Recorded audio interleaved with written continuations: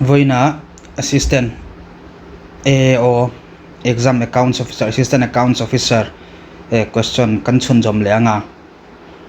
question number 49 thleng kan solve to a tuna heta question number 50 atang kan solve le anga heta uluk dawain ngai thlak chon thil tam takin shiat pha don ani formula te hi ho thei em ania question po a level hi har samya lo medium level easy difficult ti nom ta se a medium ani hei hi a question te hi chu wangin har salowa thataka ngai thlak chuan in chathiam ngal mai don ni tuna eta kan solve ngalanga 3 pumps working 8 hours a day can empty a tank in 2 days at 3 pump pathumin dakar som dakar pariat chung hian teng pakhat nini chungin an empty antiruak ti na ni chudi ni chuan how many hours a day 4 pumps must be empty the tank in 1 day atia hey formula hi tuna karon jiang halanga hey formula in share chon har samya lo nia w equal to m into t into d ania hey formula w kan ti chuan work done m kan ti chuan man poni thei heta chuan pam ania t kan ti chuan time taken time ania d kan ti chuan day ani khatiang ani chuan a work done hi hi jon chwa natura hi formula man tur ni thil pani an pek chuan w1 equal to m1 multiplied by t1 into d1 tin kan mang the pakhat chu w2 equal to m2 into t2 into d2 tin kan mang the ni hei formula kan manga heta kan solve don ni 3 pumps atia hei formula kan manga 3 pumps working 8 hours kadam te tangin 2 days atia achang chuan hei pani cha chopo an pe thea day tel lo point an jak then chu van he day tel lo point a formula inang ve kan ni hei day tel lo hei day kha tel lo mai turani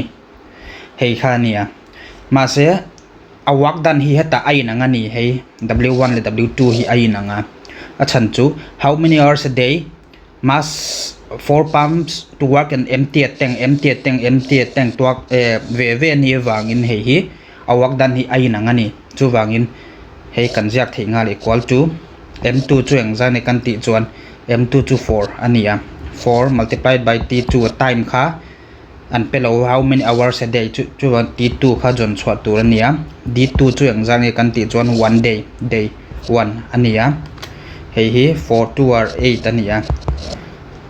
3 2 are 6 6 2 are 12 2 he lampang hi t2 chawania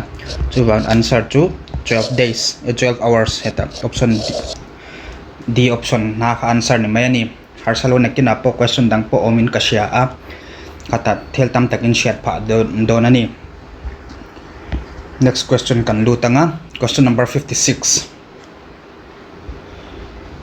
question then khathi karon da lawa chan chu video ka siam sa ama hian video ka siam sa ani to wangin karon da lawa chu wang hei hi ama video te kha enula question then khat ka da wang heta karon da kher lo ni big takin data interpretation pie chart te mo bar graph te mo te kha karon da tel kher to lo ni achan chu ka solve sa ni to wangin tuna hei hi kan solve anga by selling an umbrella for rupees 360 a man loses 10% atia a selling price to 360 ania loss percent to 10% ni mai ni at what price should he sell to gain 12% atia engzatin nge shalta se 10% again thei do natia selling price hi 360 ania chuwangin 360 a shal chuan 10% loss ania hei formula hi heta voi khat karon jiak le anga te karon jiak anga cost price zon chhuana tur chu selling price multiplied by hei formula chin chaula nakina tan po poimo reng don ni 100 by 100 plus or minus profit or loss percent tin thi khania pakhat na hei hi profit ani chuan plus man tur loss ani chuan minus man tur ani selling price zon chhuana chu enge kan ti chuan cost price multiplied by 100 plus or minus profit or loss percent by 100 ania hei formula pani hi chin chia reng tur ani ain harsa lowa cost price ani chuan an hoi lampang a oma 100 plus or minus ti kha selling price ani chuan achung lampang a omani hei hi chin chia chuan harsa don lo ani tuna ko hei hi 100 by 100 minus 10 to 90 hei hi enge kan ti chuan cost price zon chhuana ni heta selling price kan sia selling price 360 nia profit or loss percent loss heta kan sia ta wang hei hi 360 multiplied by 100 minus 19 hingal mai ni 100 minus 10 to 90 chu wang ka shortcut ngal ani hei hi cost price ania at what price should he sell to gain 12% atia at what price should he sell to gain 12% again na tur in multiplied by the selling price ha 12% gain na tur in 112 by 100 ta se hei hi a selling price hei chia chau in chut chuan hei hi cost price ania hei in tel le chuan selling price ani dai ani a chan chu 112 kha gain percent a shal le chuan ti na nia chu van hei 0 le 0 in cancel theya hei le in cancel thei boka 9436 ania chunglam pang noi lampang ang ma om to lo chu wang chunglam pang chu 4 multiplied by 112 ania hei in multiply chuan 448 in hodon ani chu wang in answer chu option B 448 ni mai ani hetiang profit and loss zon chhuan te kha ama hian video enula part 1 part 2 te vela voi tam taka solve to wangin heta thui to kin karon solve pui to lo ni hata part 1 le part 2 video hei part 1 le part 2 video hei video kha a tutorial a yen an chuan in shathiam mai don ni chuwan heta thui to kin karon solve pui to lo ni next question kan lu tanga the difference between selling price and cost price of an article is rupees 240. If the profit percent is 20%, then the selling price is at the selling price zon chua turania. Selling price le cost price kha zani som liania a difference hi. Chuwang in a selling price zon chua tur a profit percent po 20% ania. Chuwang a profit percent formula chu profit by cost price multiplied by 100 ania ma se heta cost price kan shell lo wangin he kan chong chhuak ma sadon ni a profit hi 2240 ania a profit percent hi 20% ni wang cost price kan shell chon he selling price hi kan shadon lo ni profit percent hi 20% ania 20 equal to profit kha 240 ania 240 by cost price multiplied by 100 ania 0 le 0 in cancel thea 12 ania chuwan hi in transfer chuan cost price chu 1200 ni mai ani cost price in shato a profit percent heta profit percent hi 12% ani ta chuan engza tur nge ti khan ya question ron zo chuwan hi kanjong chuak don ani selling price formula ni chena heta pokaziak to a selling price formula kan man chuan kanjong chuak thei ngal don ani selling price formula chu cost price multiplied by 100 heta chuan profit ani wang in plus profit percent by 100 loss ta se minus kan ziak don ni plus ayan cost price hi 1200 nia 1200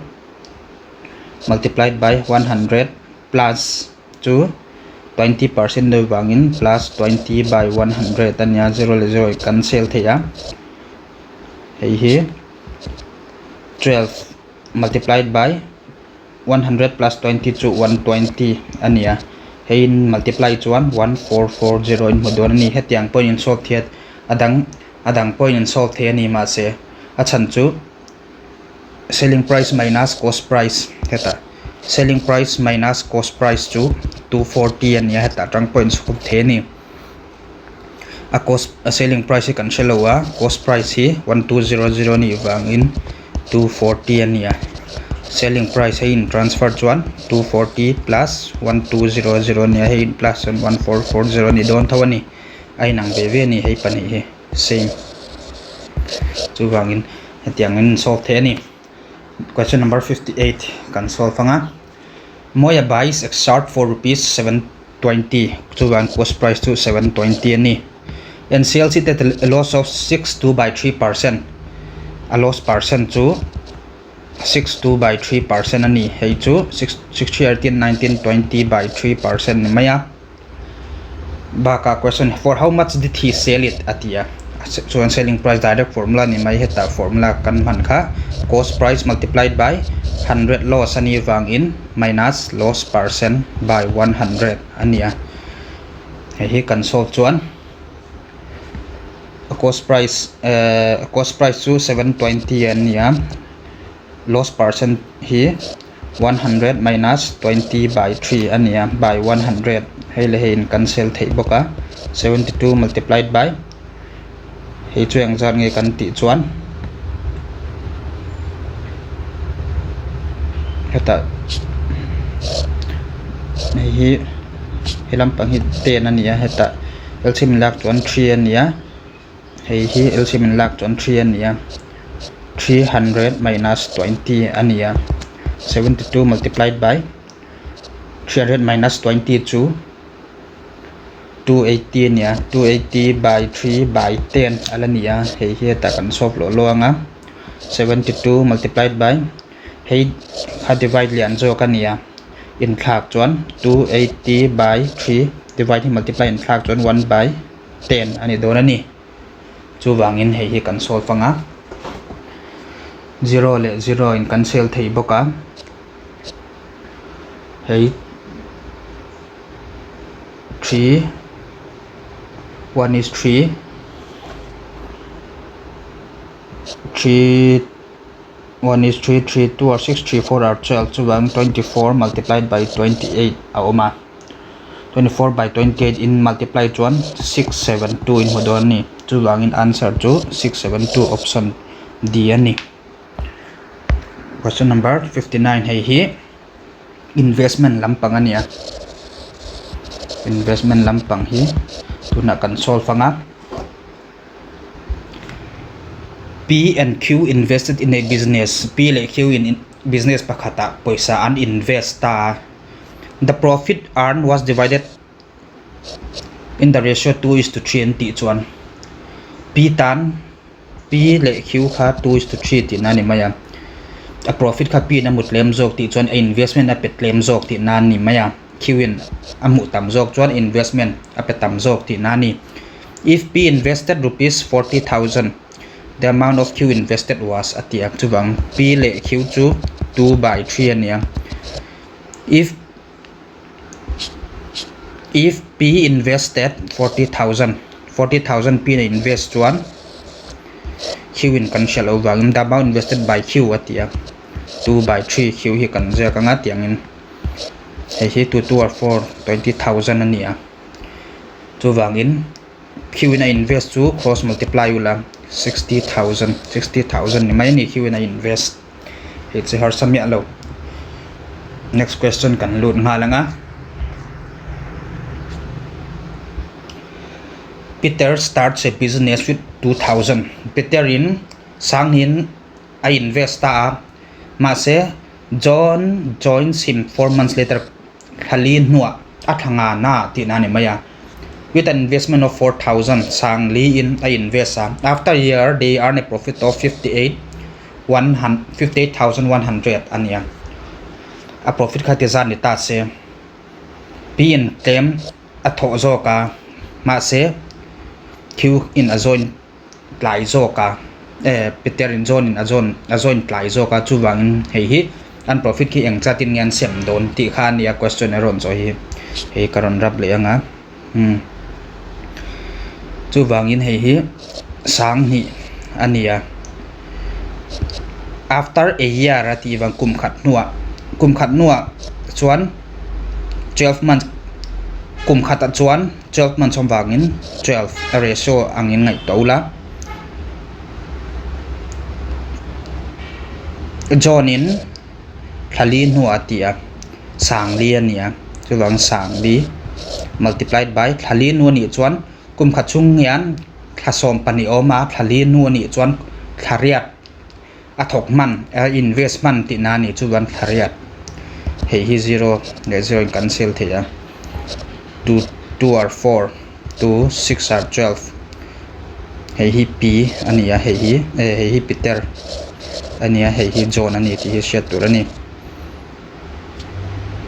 2 6 are 12 2 3 are 6 2 4 are 8 chuwangin Peter le John chu 3 by 4 ani Peter in sang thum mu chuan John in sang li mu don ti na ni mai ni 3 by 4 chuwangin hei hi if they earn a profit zat hi 58,100 ania profit zat 58,100 ania wangin hei hi engtin ngai in sem don ti chuan John share question ron zo chu John share ania ron zo hi John in engzat nge profit alak don John hi 4 ani wangin 4 by a total hi 4 5 6 7 4 plus 3 to 7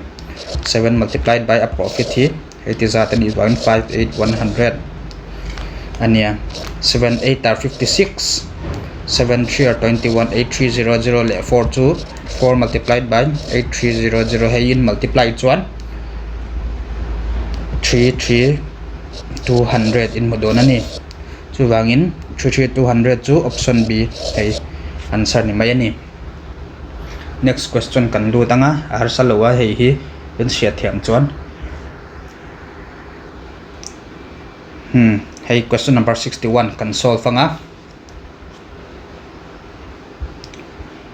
lala en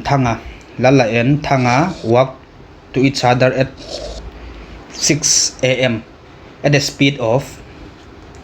4 km and 5 km per hour atia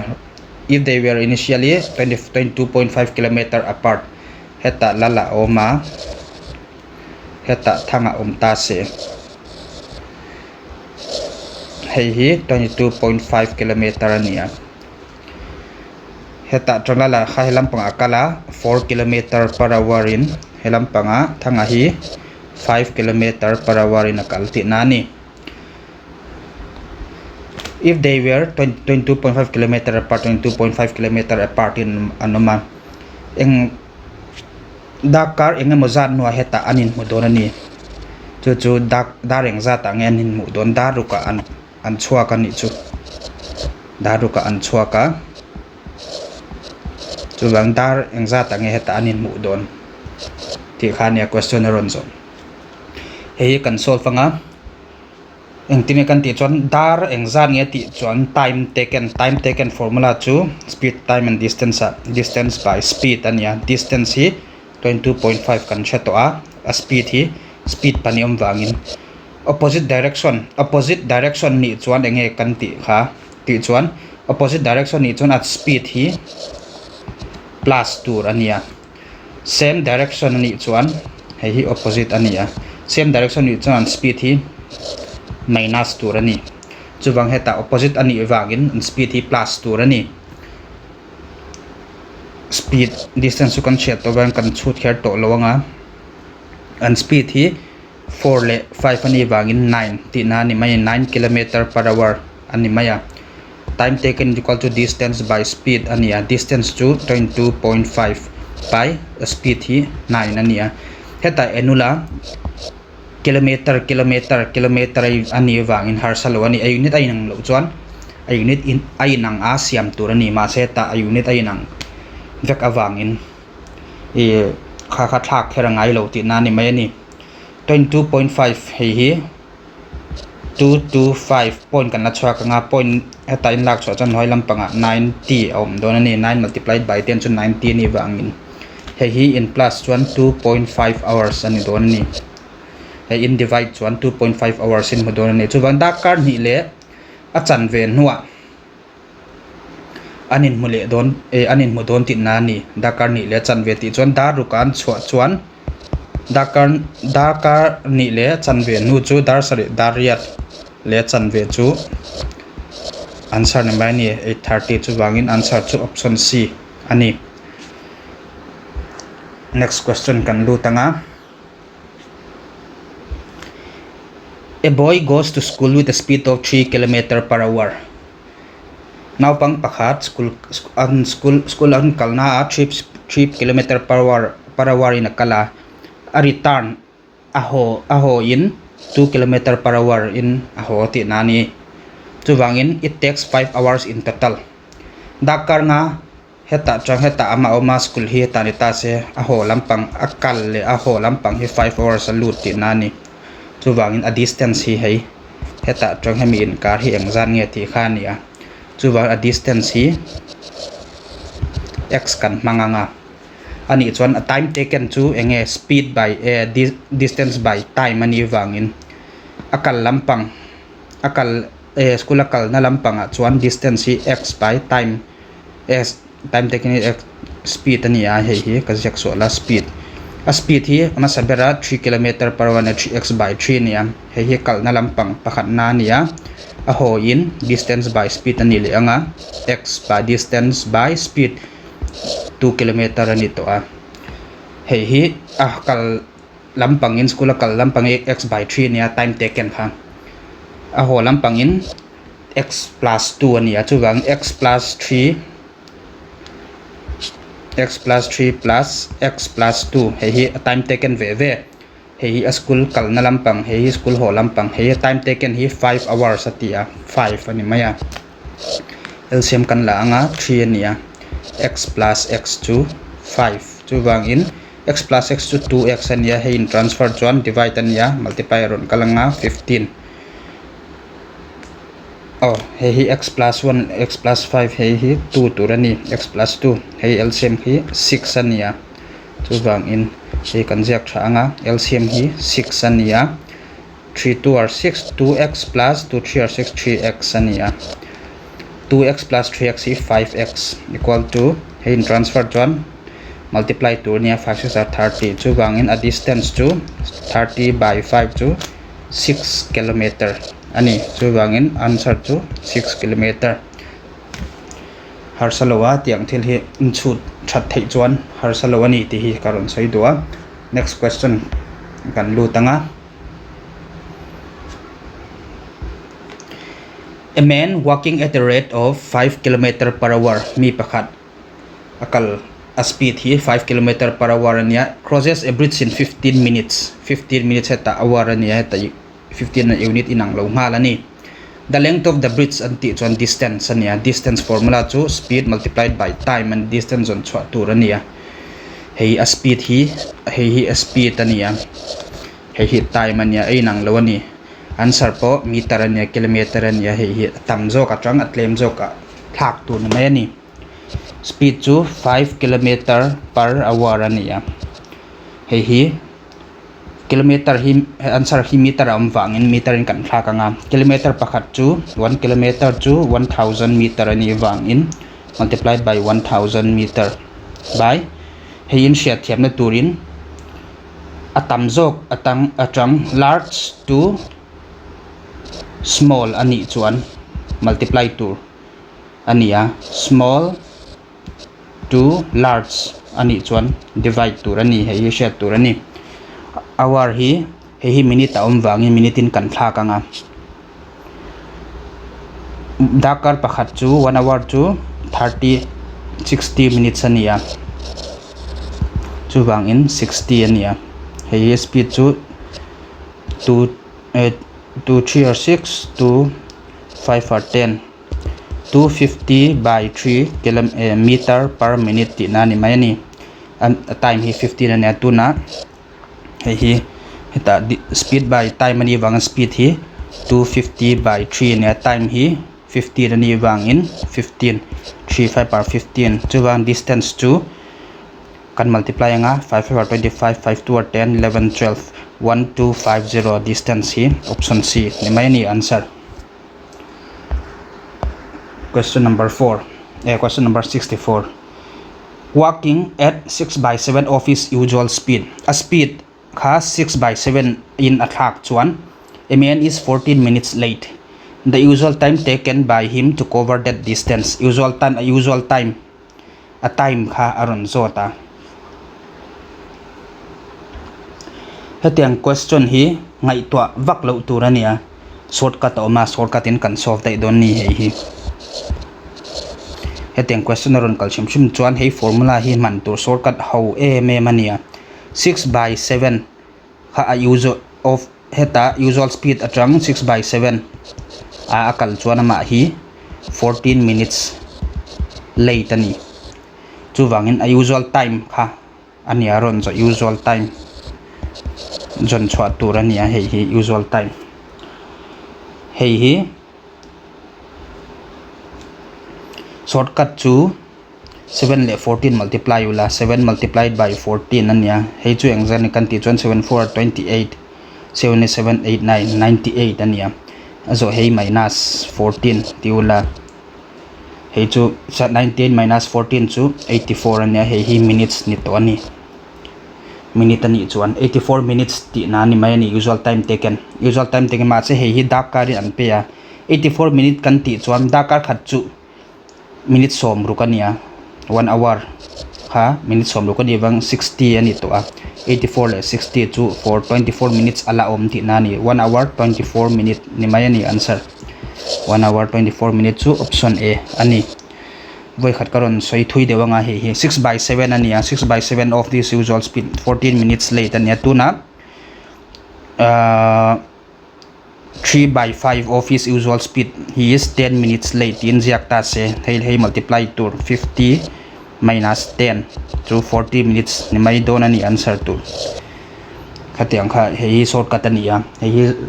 jon chwa ngei tur sian ngei tur ani mai exam naron kal point mai mi alo tur solve lo da lo tur question hi hei 7 le 14 multiply anga zo 14 ma minus le chon answer ning hal mai ni question number 65 kan jong chhuak le anga thanga runs 20 km in 2.5 hours atia 20 km in 2.5 hours ani chon a speed chu engzan kan ti chon speed chu distance by time ania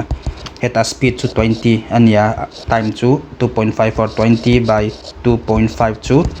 hei point lak chwa du chuan chunglam panga 10 multiply ula 200 by 25 ania 5 5 or 25 5 4 or 20 40 ania 5 8 or 40 chu wang in 8 km per hour tinani a speed hi how long will he take to run 80 km at double the previous speed hei hi double lula double kan ti chuan double 8 to or 16 ania a speed hi 16 km per hour ni ta se how long will it take atia to cover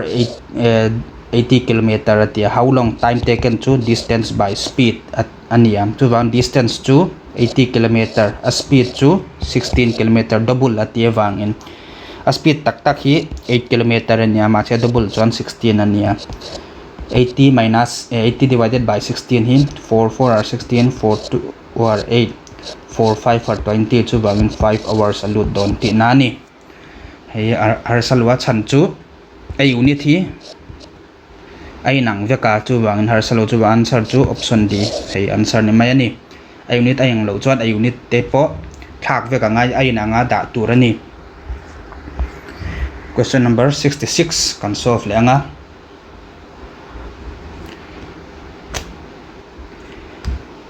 2x by x square minus 9 minus 1 by x plus 3 minus 2 by x plus 3 in its simplest term is atia hei hi thak turani chuwan heta karon zia kanga hei pathumin line pathum chan heta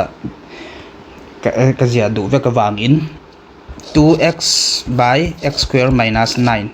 minus 1 by x plus 3 minus 2 by x plus 3 ania x minus 3 zok tur x minus 3 ania hei kan jong chhuak anga hei hi x square minus 9 chu x square minus 3 square ti nani me a square minus b square chu a plus b a minus b ani chuwan hei hi a plus b minus b kan da don ani 2x by x plus 3 x minus 3 ania minus 1 by x plus 3 minus 2 by x minus 3 ani hei LCM kan la anga LCM chu hei po heta tela hei po heta tel wang LCM chu x plus 3 x minus 3 ni mai ani chu wangin hei hi 2x ania 2x hei le hei ai nang chia wangin LCM nen ai nang chia wangin 2x so ni ya hei x plus 3 ania x plus 3 ani chuan heta minus a oma minus x plus 3 hei in kat chuan x minus 3 cho omani x minus 3 in kan je kanga heta minus om le a minus 2 heta x minus 3 nia x minus 3 hei in kat chuan x plus 3 cho omani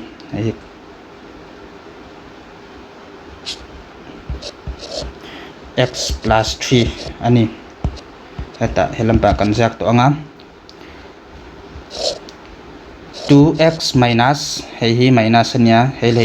in multiply chuan x ania minus le minus hi plus 3 hei le hei kha 2x minus le plus hei minus le plus chu minus 3 2 or 6 ania 6 tur ani hei hi ni to a plus 2x le minus 2x in cancel theya anoi lampang hi x plus 3 x minus 3 a oma hei hi tuna kan solve le anga x plus 3 x minus 3 ania chuwangin hei hi minus x ania hei le hei in minus chuan plus 3 minus 6 chu minus 3 ani chuwan hei x minus le minus ani wangin x plus 3 x minus 3 noi lampang ania minus a common in laula x plus 3 ni don ani a chan chu hei multiply leula minus multiplied by x chu minus x ania minus le plus kha minus ania chuan x plus 3 x plus 3 in cancel thea chu wang chung lampang 1 chawa to ani minus 1 by x minus 3 hei hi answer ni mai ani minus 1 by x plus x minus 3 chuan hei hi answer option D ani hetiang thil kha formula in sheet chuan a square minus b square formula in sheet chuan har samia lo ani next question kan lu tanga hei hi ania 67 hei hi next question nia hei hi kan solve le don ni the factor form of 6x square minus 13x plus 6 is atia hei kan jong chuak le anga 6x square minus 13x plus 6 hei factor form a enge ni don ti khania hetiang thil jon chwa don chuan splitting the middle term hei man turani splitting the middle term kan ti chuan heta 6 om wangin hei multiply wala in number pani in multiply chuan 36 ani anga ma se in plus chuan hei hi plus ani wang in plus chuan 13 in mu turani hei 13 hi hei hi eng number nge ni don ti khania hei kan jon chona turin 36 ani wang in 36 factor kan langa 2 1 is 2 2 8 are 16 2 9 are 18 2 na 9 ania heta 4 ania 9 plus 4 chu 13 ania 9 4 are 36 ani le boka chu wangin 9 le 4 in multiply chuan 36 ania 9 le 4 in plus bok chuan 13 ania chuwa 9 le 14 ania ma se heta minus ani wang in 6x square minus 9x minus 4x plus 6 ani angai don ni chan chu hei hi minus 9 minus 4 chu minus 13 ania pakhat hi plus in ziak thailo plus in zia chuan plus 9 minus 4 chu 5 ani don ni hei 5 ani lo ani chuwang in minus 2 ani hei hi a common kan la anga hei pani common chuang ye kan ti chuan 3x ania 3 2 are 6 ania x pakhat heta chuan x pakhat in lak cho chuan x pakhat omanga minus 3 3 are 9 ni wang 3 x chu kan lak to bang te kan da anga minus heta common chuang ye kan ti chuan 2 ania 2 chuwangin 2x minus 3 ani don ani achan chu hei multiply la hei in chwa don thawani hei poni ve thowa hei in chwa don thowa ai nang vekani chuan heta enula a common chu nge kan ti chuan 2x minus 3 ania common heta tang 2x minus 3 in lak chhuah chuan 3x chia oma heta tang 2x minus 3 in lak chhuah chuan 2 chia oma ni chuwang in answer chu hei 2x minus 3 3x minus 2 2x minus 3 3x minus 2 option A hei hi answer ni mai ani. Question number 68 hei po kan solve le anga. If x is 3 plus root 8, then the value of x square plus 1 by x square atia. X kha 3 plus root 8 ani chuan x square plus 1 by x square kha jon chhuah tur ania chuwangin hei hi x square ani wangin squaring both sides in kan la anga squaring both sides ti chuan 3 plus root 8 holding square ania hei hi a plus b holding square formula chu a square plus b square plus 2ab ania hei formula kan mangdon ani ani lo point a minus b holding square po a square plus b square minus 2ab hei formula kan mangdon ani tuna x square plus hei hi ania x square an velam panga to a hei formula kan manganga 3 square plus root 8 holding square plus 2 into 3 into root 8 ania 3 square chu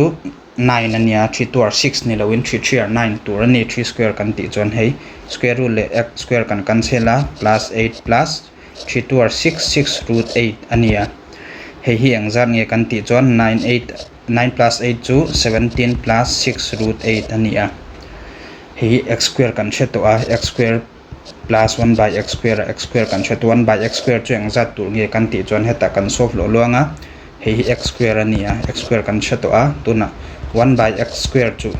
1 by 17 plus hei hi khateng karon solve pi photaka nakina a shortcut tur po karon shel ngal don ni 6 root 8 ania hei hi 1 by 6 chu de ti ye jon chu arwangin reciprocal lampang kan la anga 17 minus 6 root 8 by 17 minus 6 root 8 ania hei chu in tu chuan in cancel the ani in cancel point hei an it a chuak ve ve don thoni chu wangin hei hi khateng karon ji apoyanga tuna ta kan ja kanga equal to 1 by x square equal to hei hi in lakson a plus b a minus b a square minus b square chu a plus b a minus b ania hei formula kan mangdon ani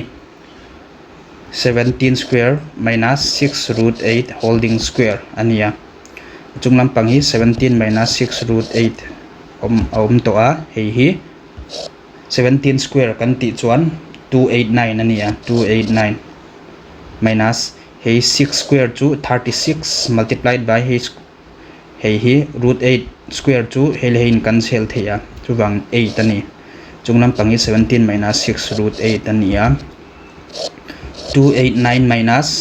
36 multiplied by 8 chu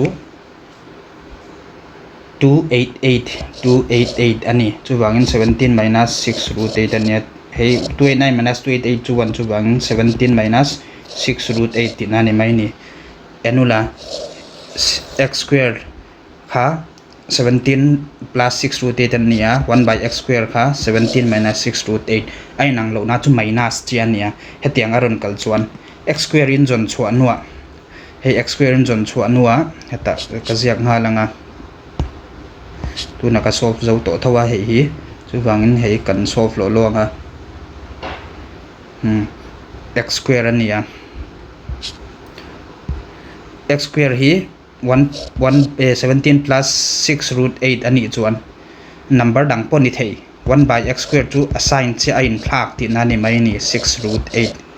hei shiat tur ani chu wangin tuna question hi x square plus 1 by x square ania x square hi 17 plus 6 root 8 ania plus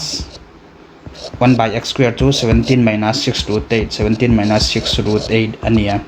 hei lein cancel the 17 le 17 chu 34 chu wangin answer chu option D ni mai ni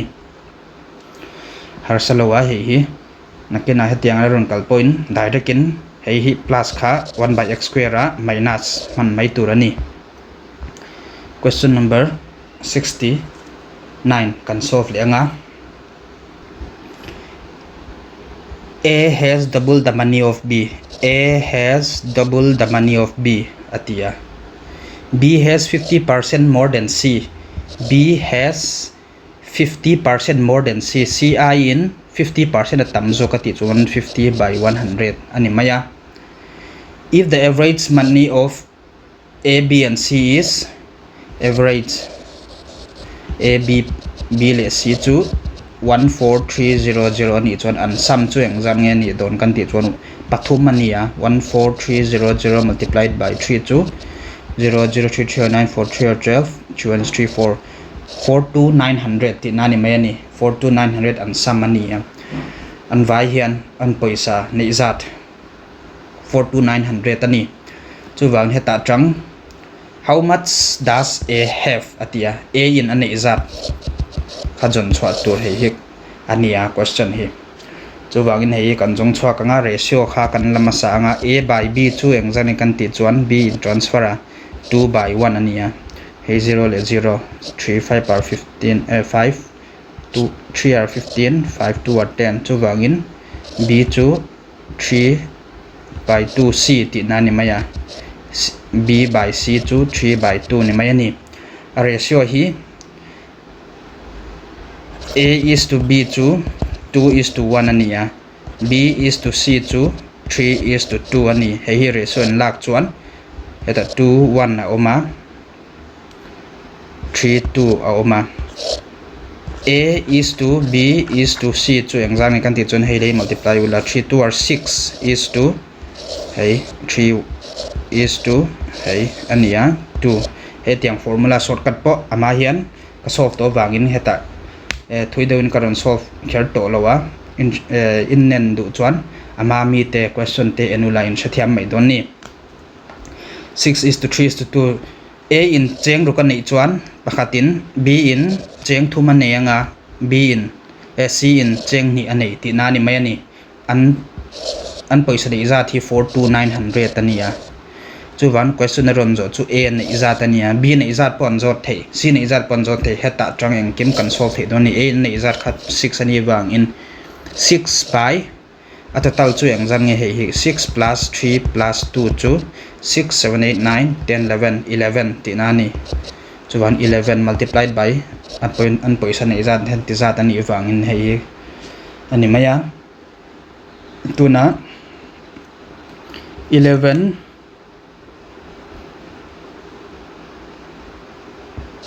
3 are 33 11 9 are 99 chu wang hei hian nia an pais B hei hi A ni za tania 6 multiplied by 39002 engzang e kan ti chuan 23400 ani chu wan hei hi answer 23400 hei ani answer option C ma se B ni zat han jot ta se B in 3 heta cheng thum nei doni 1 11 into 42900 ania C na nei zat chu 2 ani bang 2 by 11 into 42900 ani don ni chu bang in A kher aron zo lo point B pon zo theya C pon zo the ni what is the difference between B and C ti pon zo the chu wan hei in jong chhuak nga hei pani hi heta omanga heta in jong chhuak nga hei mai na chula answer ni mai don ani next question number 70 kan solve le don the mean weight of 34 students miss ami angin kan share mai anga student som thum pali ni mas mi som thum pali an kg zat chu 42 kg ania an average hi average kan ti chuan mi som thum pali aw manga an average an kg zat hi an nei ve ka nga kha average an lak chuan 42 ti nani chu wangin if the weight of a teacher be included a teacher weight kha an include chuan an tel chuan an average 400 gram in apun belani what is the weight of the teacher a teacher weight zat kha ania question ron zo chu wang in hei hi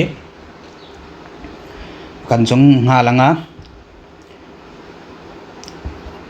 teacher tel lo student chi ani ta se an sum chu sum of 34 student 34 people tia mi som thum pali an sum chu engzal kan ti chuan 42 multiplied by 34 ania 42 multiplied by 34 in multiply chuan 1428 in modon ani an kezi za zong mi som thum pali kezi za chu 1428 ania pakhatin tiaw chu an plus vek chuan 1428 ti na ania ma se if the weight of a teacher be included the mean weight rises by 400 gram atia sum of 35 people mi pakhat an tel to a ani chuan 42 ni to lawin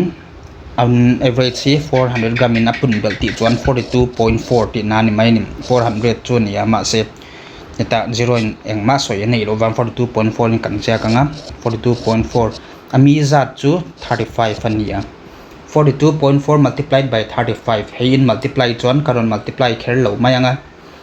1484 in modonani mi som thum palia 1428 kg ania mi som thum panga a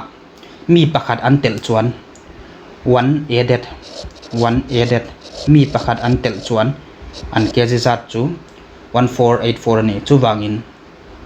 an total hi timayang an total hi mi som thum pali total an kg zat chu heti zat ania mi som thum panga kg zat chu heti zat mi pakhat an tel wangin chu wangin an tel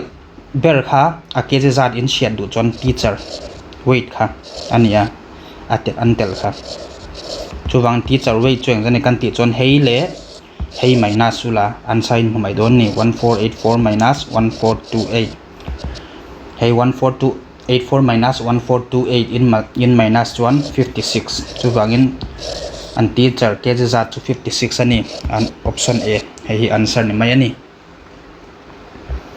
next question kan lu tanga 74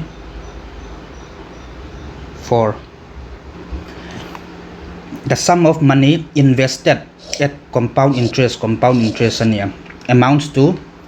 3200 in 3 years and 3528 in 5 years atia rate of interest rate khajon chwa turania he khani question hi chuwang hei kan chong chuak le anga a chon chwa har lo a interest amount formula hi compound interest a chuan p 1 plus r by 100 to the power n ania p kan ti chuan principal rate kha rate hei kha interest n kha number of years ania so wang heta tang kan jong chuak don ni kum thum chung yan 3200 nia kum nga chung yam 3528 ania a principal za kan shalo ma se a kum zat le amount zat kan sha ta wangin amount 1 kan tiang amount 1 chu ama sa jok 3200 by amount 2 anu nung jok 3528 kan manga he hi p 1 plus r by 100 to the power n by p 1 plus r by 100 to the power n heta p hi sum of money invested at compound interest ei chotakin karon zirtir le anga sum of money invested at compound interest amounts to atia a principal hi ainang ani a chan chu a principal kum thum chung hian amount na pungza chu 3200 ania kum nga chung hian 3521 principal ainang ani chuwam inang chu cancel the ani a amount za chu engzan nge kan ti chuan ama sa zoka 3200 anu nung zoka 3528 ania 1 plus rate kha kan jon chwa tur a rate po ainang ani r by 100 to the power n by 1 plus r by 100 to the power hei n ni to lawin kum n kha kum kan ti wangin masa zoka 3 ania anu nung zoka 5 tuna hei kan cancel thia hei pani ti na ni rate ainang wangin kan cancel the ani 3200 le hei kan cancel anga 21 is 2 26 are 12 1600 nia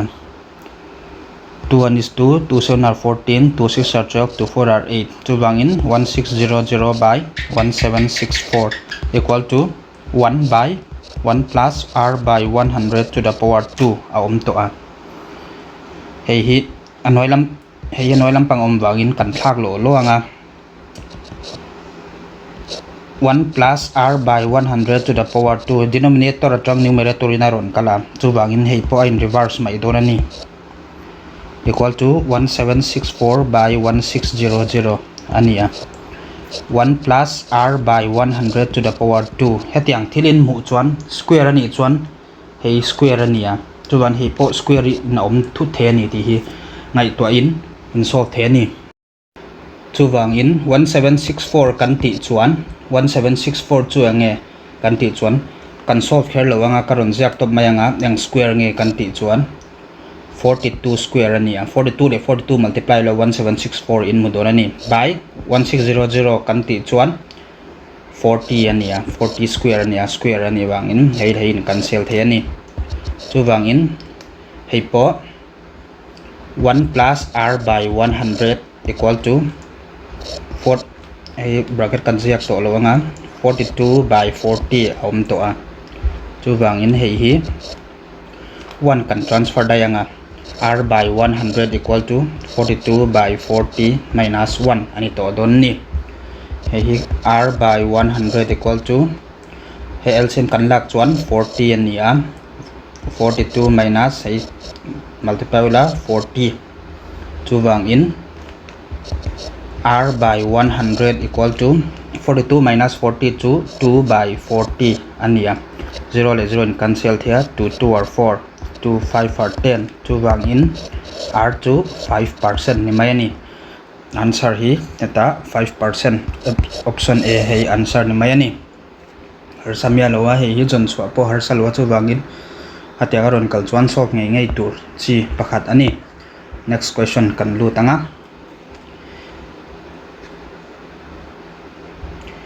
Lala took a loan from a bank for 2 years at time he 2 tinani at 5% per annum a rate he 5% ania at simple interest ania compound interest ni to lo net sinami kha compound interest ania he simple interest ani after 2 years loan for 2 years in 2 years no he gave back rupees 15950 to the bank ti chon a amount hi 15950 ani and completed the payment of the loan the interest kha eng zan nge ti kha nia anjon kanjon chwa tur hi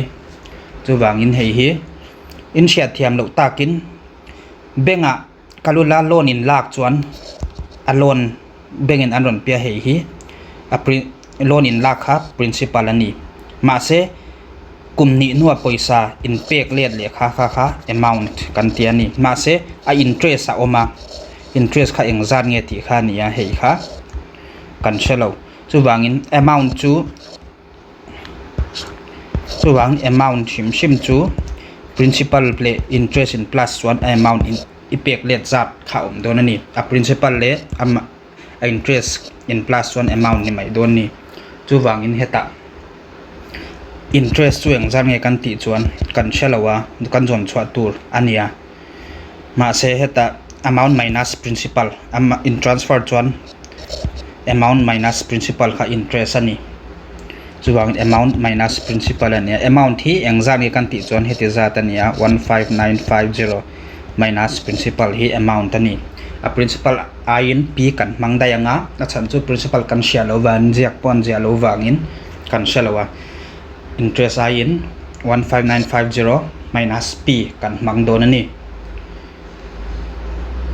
ma se heta a principal hi heta tangpo kan shatheya kan shalo maila interest hi 15950 minus p ani a principal chu eng zat nge kan ti don chuan hei kan transfer anga hei helamba kan transfer chuan a principal chu 15950 minus interest ani hei hi ani a principal hi chu wangin tu na simple interest formula kan mang don ni simple interest formula chuang e kan ti chuan principal into rate into time by 100 and the simple interest aniam hei simple interest ani wang in hei formula kan mang the ni a interest simple interest hi kan shalowa chu wang in interest in kan ziak to panga a principal hi hei ania 15950 minus interest multiply by a rate kha 5% ania 5 time hi 2 ania by 100 hei formula in shiat chuan har salawani hei kan jong chua kanga hei in transfer chuan 100i anianga 15950 minus I omanga into 5 into 2 ania 5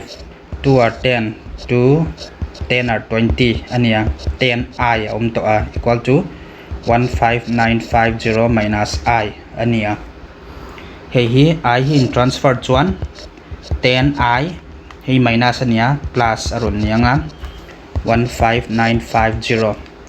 hei hi 11i ani to a 15950 heta ziak mayanga 11 hi in transfer chuan right hand side tak veilam pang a chuan I cho to anga 15950 by 11 ani anga hei hi in divide chuan 11 and is 11 11 4 are 44 11 5 are 55 chuwangin I interest to 1450 ani 1450 answer to heta D option D ni mai ani voina tan question number 75 khan kan solve anga next video 76 atang kan solve le don ni